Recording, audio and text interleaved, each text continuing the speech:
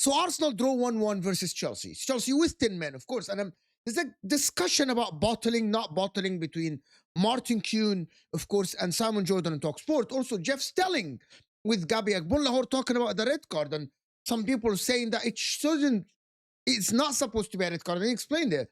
Even the likes of Gary Lineker were talking about it with Alan Shearer, but also Chris Sutton with Robbie Savage. This is the video, another video, which this is an agenda against Arsenal and the way they play. However, there is another clip of actually people being honest about this game for Arsenal, which is something you would like to see. Of course, if we're gonna call out the bad, we're gonna show the good ones. We're gonna show the ones that are actually speaking sense or speaking something that I think I agree with. But before we show you all these clips, because there are a lot of interesting takes about some of these videos that I've been accustomed now with you guys of actually showing you this and actually telling you my comments on him and what do I think about these people and what do I think about their opinions, of course. Before that, this is Footy Judgment. If you're new here, make sure to subscribe to the channel, turn on the notification bell, and also like the video. It looks like thumbs up underneath the video. It helps the video massively go to the new viewer. So a like for every view would go a long way, and also a comment below would actually make it much better because YouTube pushes the videos with comments and likes. And also, if you're new, we are trying to get to 50,000 subscribers. With your help, we can get there. And let's start right away with Martin Kuhn and Simon Jordan on Talksport's talk about the game, that Chelsea-Arsenal, which leads to the next conversation about what happens. We'll just start with Mikel Arteta and then we'll end with the red card, Caicedo, because you would want to hear this. A lot of players coming back from injury, Jim, that came off the bench. But do I get the impression this morning, rightly or wrongly, you're putting the emphasis more on Chelsea coming up short with 10, well, as opposed to Arsenal going for the throat and winning it? When you consider that the away games that Arsenal have played in this season and the week they've had, you know, again, these are big games, Jim. You know, local rivals. Yeah, but this was a big game yesterday, wasn't it? Yes, it was. And they went into the game hampered with injury. The back four at the end of the game, there was only one member of the regular back four still on the pitch. Calafiori had to go off because he had a book in. Supermendy, who sits in, he's the sort of structure, the player that sits so that Declan can now find this new position. So all in all, I think Arsenal will be happy with that.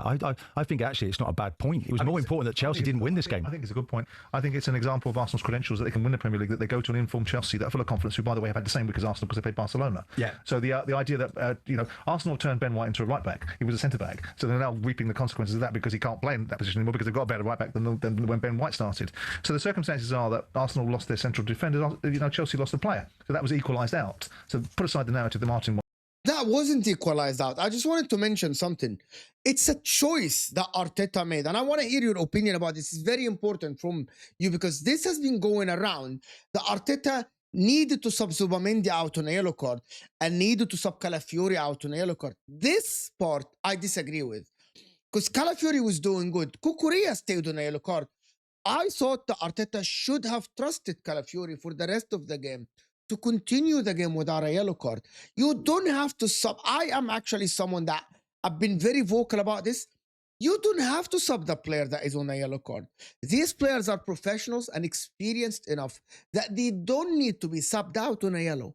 You just can stay on the pitch. What is wrong with staying on? Cucurella stayed, right? By the way, Cucurella after the yellow card did not commit fouls, actually, because now he's more cautious. So Calafiori could have stayed the game, and Arsenal being with 11 men versus 10, maybe Calafiori would not have committed any foul in the second half. So I disagree with Martin Kuhn about the substitutions.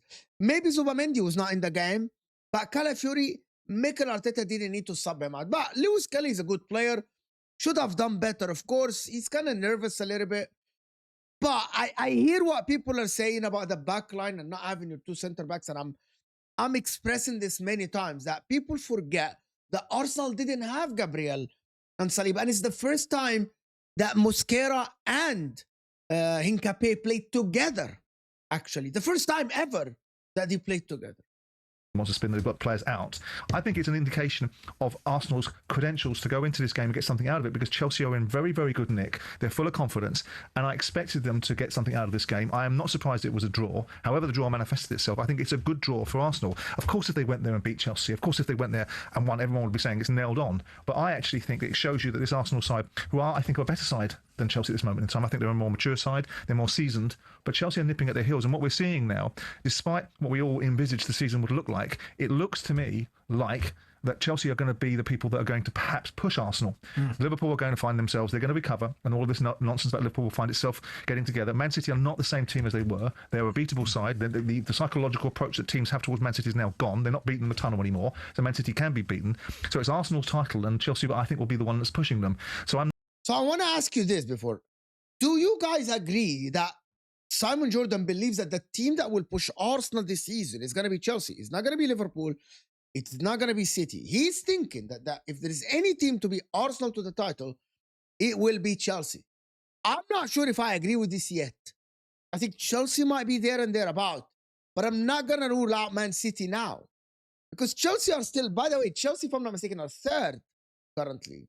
They have tough games. They still go to Newcastle away. They still have to play Villa away. I'm not saying that Chelsea are going to be far or anything, but I'm just have to wait for Chelsea, in my opinion. I'm still not yet there to say that Chelsea will push Arsenal to the wire, to April, to May for this title. I like what I'm seeing from Chelsea. I like what I'm seeing from Enzo Maresca. But I think the Arsenal are more structured than Chelsea. I think the Arsenal are more stable than Chelsea currently. And it shows in the smaller games. Like Arsenal dropped points against Sunderland away and City, Liverpool, and Chelsea only. But Chelsea still have these moments and have these games where they kind of let their guard down. And I think this is the next step for Enzo Maresca because he's getting a lot of the big games correct in terms of tactics. I think we'll see. But I want to hear what you guys think for real in the comment section.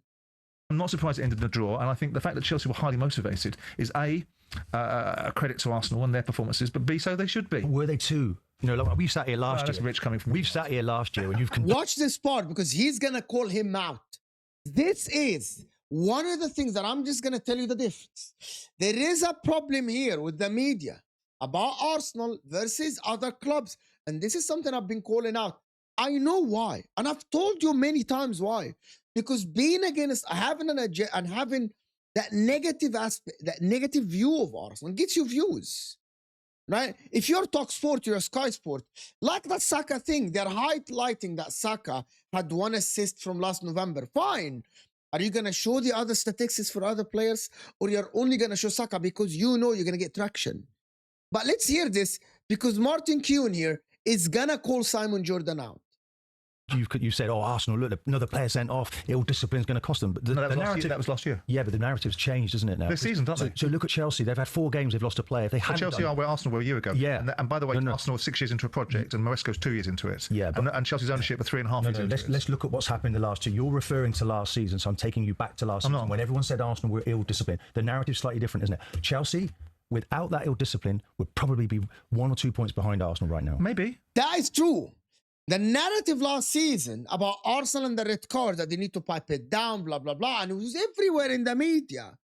About Chelsea, and I actually think there are some outlets that are talking about it. I'm not going to say that nobody's talking about it, but there is a disciplinary issue with Chelsea. Having 7 red cards, including Maresca's red card, which is, I think it was wrongfully. Like, Maresca should not have been sent off for the celebration of the winner, I think, against Liverpool. I believe that some of the players at Chelsea a little bit are maybe excited, maybe they have a disciplinary issue. I don't know what it is, but you feel like it's too many red cards in the season already for Chelsea. And I think without the red cards, I think they might have won the Man United. And I'm repeating, it's not their fault. The Sanchez one, it might not have been a red card. They said it's because of a high boot. But I believe that there is a little bit of a problem here.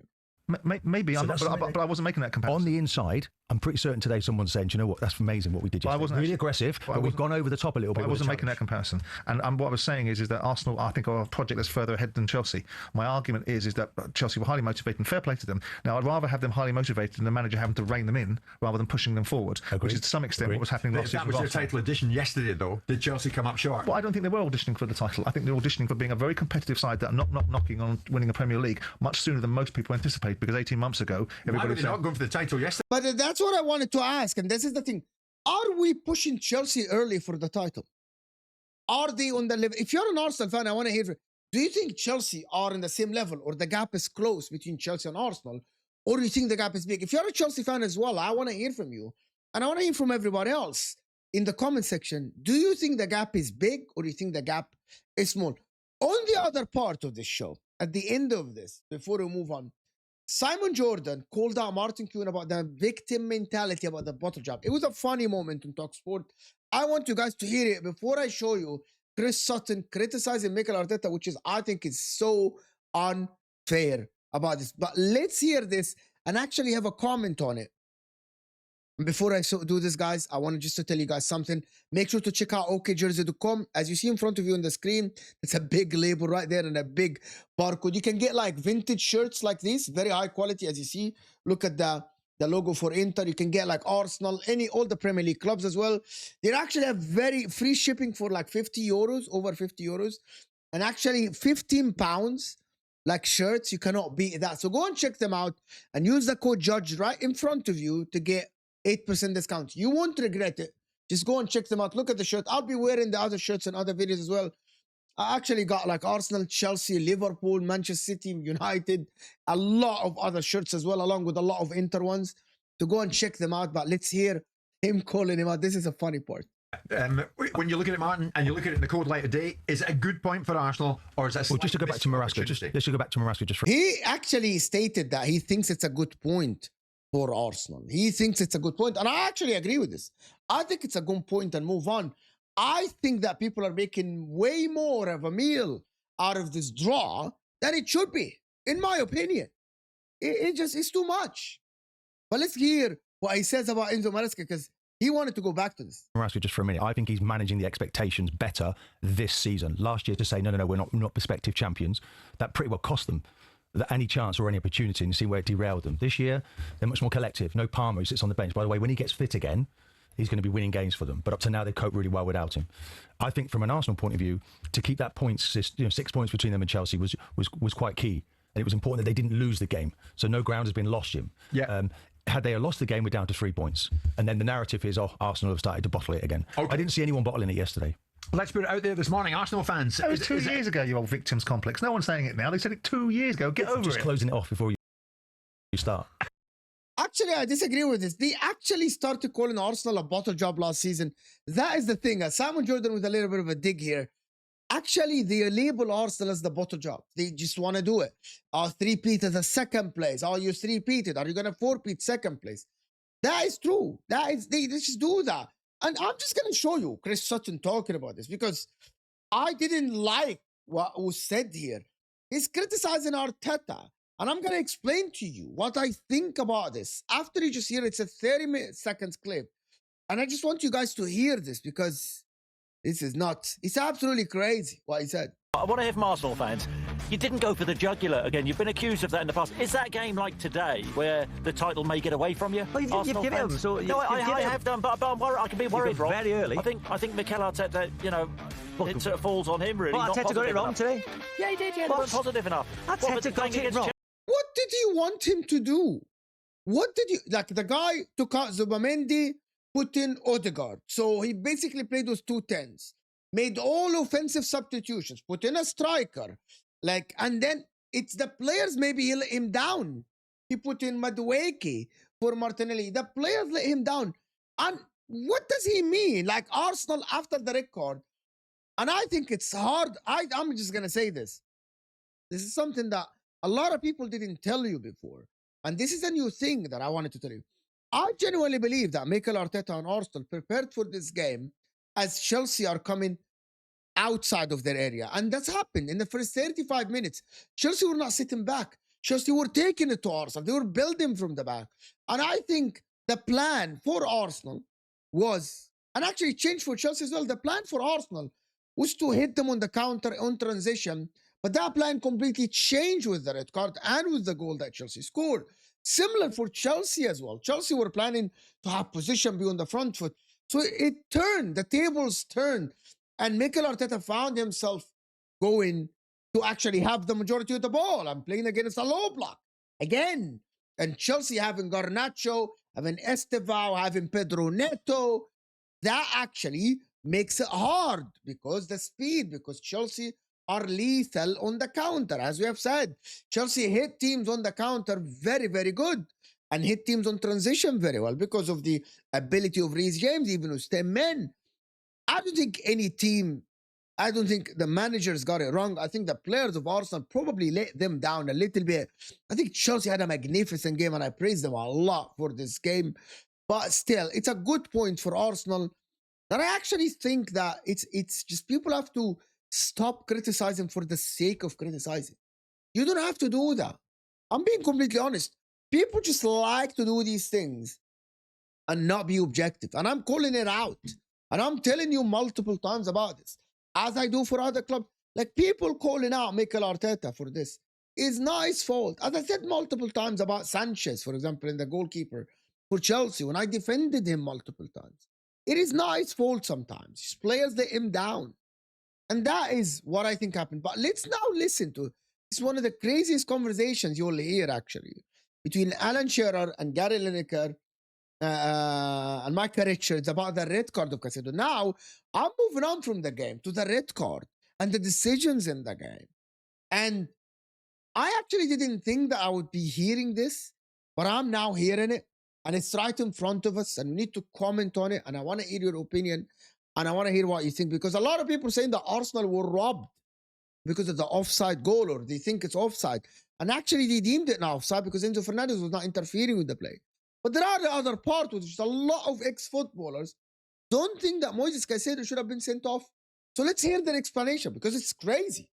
And if you're a Chelsea fan, I want to hear what you think. If you're an Arsenal fan, I want to hear what you think. Jeff Stelling got into it with Agbonlahor about Bentancur and other stuff. So stick with us, hit that like button, and let's hear what these guys have actually said. I just think slow motion distorts what actually happens. The first bite is delivered by Uber Eats, and we're kicking off with a tasty one. Chelsea versus Arsenal. Red cards always change games. What did we make of the decision? When it happened in real speed, as you always say, guys, I didn't think it was that bad. And when they slowed it down, I thought, ooh, that's horrendous. I don't think they should have slow motion for things like that. It's the same when you see still shots of people's feet. I mean, his foot, it wasn't raised. It was on the ground. It was a millisecond late for the ball, and slow motion makes it look terrible. So I understand exactly why they possibly overturned this decision, but I don't even think that would have been a foul in my day, let alone a red card. Yeah, but now it's a different day. It's VAR days, and he need to understand that. I think it was a red card. It would have broken Mikel Merino's foot.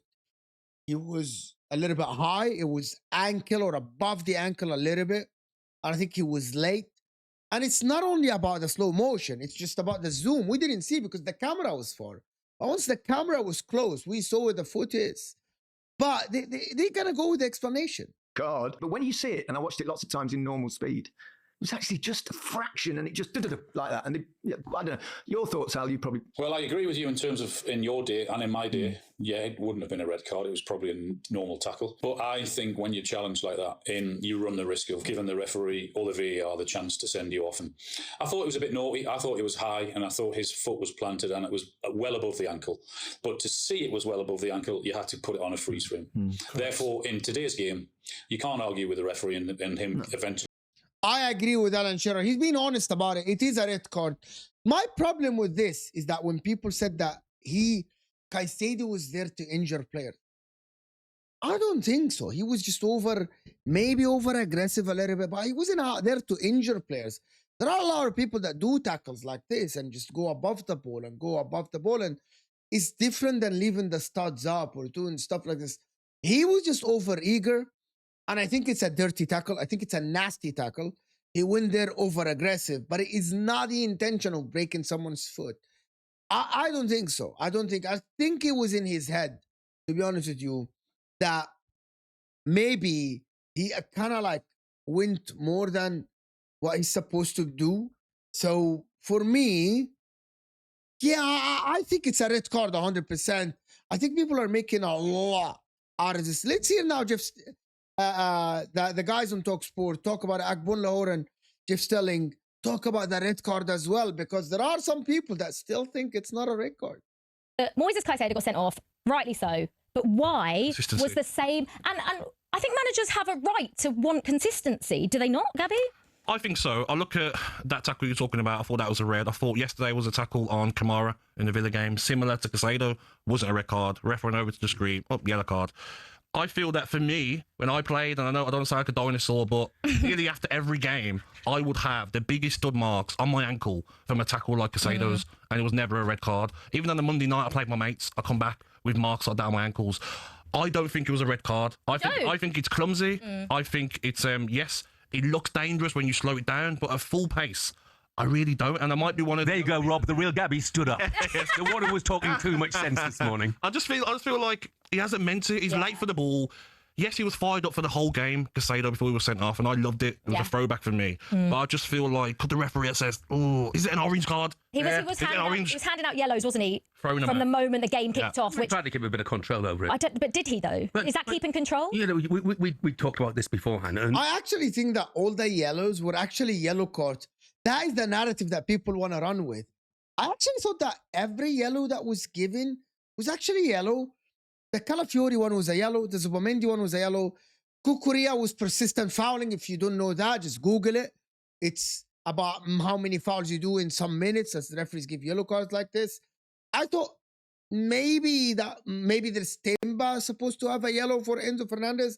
Maybe Caicedo should have been called for a foul on Timba, but it's not a yellow. I think that, and I think Anthony Taylor did a good job. That, by the way, the Henka Pay one that people said it's a red card. You remember in the Sunderland game against Mikel Merino, they didn't give a red card because they said there was no movement on the elbow. You got to move your elbow like this at the back to give a red card. So I don't think that was a red card as well. So I thought Anthony Taylor had a very, very good job in this game, to be honest. And the reason that the interpretation of the Bentancur challenge and this one are different is that the officials, the referee and the VAR operators and that, they're human. So you and I, we've seen the same incident and things. Or Gabby and I have seen the same. What a load of waffle. This is called consistency because it changes the courses of the season. He's wrong. And we see it differently. We see it differently. And that's because we're human. And that's always going to happen. It's subjective. And that's consequently why you are never going to get every single decision being precisely the same. Did you think the Benson? Yeah, but he's right. Let's hear about the Bentancur. This is very important. Did you think the Benson call one was a red or? I can't even remember. It's the same. Jeff, I'll give it to you. It's the same as what you saw. And I'll tell you the other thing. So you think it was a red card? The other thing, Olivia, was that you said a lot of football fans are saying it was. No, nobody who's not a Chelsea fan could care less about what happened to Bentancur. There was. No, because I think Chelsea. Yeah, but people care. And I care. And you should care. And an Arsenal fan should care. Because when it happens to your player, you want to have the same treatment. The problem with these decisions is that people don't care about what happened to Bentancur until it happens to their team. And they don't get the decision. And people say, but that decision was not made. Consistency is key. And that's what people fail to see sometimes. Fans purely who care about that. It's a wider problem. It's not just Chelsea. What Maresca should really have come out and done is said, yeah, it was a red card. He was pumped up. It was way over the top. But we were brilliant with 10 men, and they were, and left it at that. Don't start, having a dig at the officials and things. That was my only complaint. Because I think Maresca did the right thing. You need to bring it up. I'm with Maresca here. You need to bring it up because you need to bring the attention of the referees that they're inconsistent. The more people call out these inconsistencies, I think the better it gets, in my opinion. And I think he's wrong. Maresca was right. He said it's a red card, and he said also Bentancur was supposed to be a red card. I'm sorry, I'm moving a lot. It's just how I talk. If it's the first time here for you. But I disagree with him. I thought Chelsea were excellent, and they showed how to play a game with 10 men. They might easily have won the game as well. I particularly loved it. It's been highlighted a few times. When Arsenal got a corner relatively late on, and they left 3 players out, and consequently, there's not a mass of players in the box. Sanchez, who was really good, by the way, came out and collected comfortably. Like Jeff said about different. I actually agree with some parts of what he said about that. He actually, Maresca spoke about how good Chelsea were with 10 men. He said he's the better team. But I want to hear what you guys think. Do you guys think there is maybe Moises Caicedo should have shown some leniency? Or do you think it's a blatant red? Are we right to call out inconsistencies? Like, by the way, that red card, but also the offside against Chelsea. Because in other games, you gave Robertson as offside, and Robertson didn't affect Donnarumma for the City and Liverpool game. It's the inconsistencies. I don't think that Enzo Fernandez affected the play as much because Mosquera was holding him and Mosquera could have went to play the ball. And Enzo Fernandez probably he didn't play the ball. He didn't affect it. So it's Mosquera's choice. But it's the inconsistencies about what affects the game and what doesn't affect the game. I know this has been a long video a little bit. I just wanted to share this with you guys. I hope if you like these kind of videos, let me know in the comment section, of course. Make sure to hit that like button, people, and subscribe to the channel. If you are new here, we're trying to do these videos and bring you the comments, bring you what people think on Talksport, on Sky Sports, on other podcasts as well, and actually give you my opinion as well. This is Footy Judge Mo. Thank you guys for watching. Hit that like button and subscribe, and I'll see you guys later.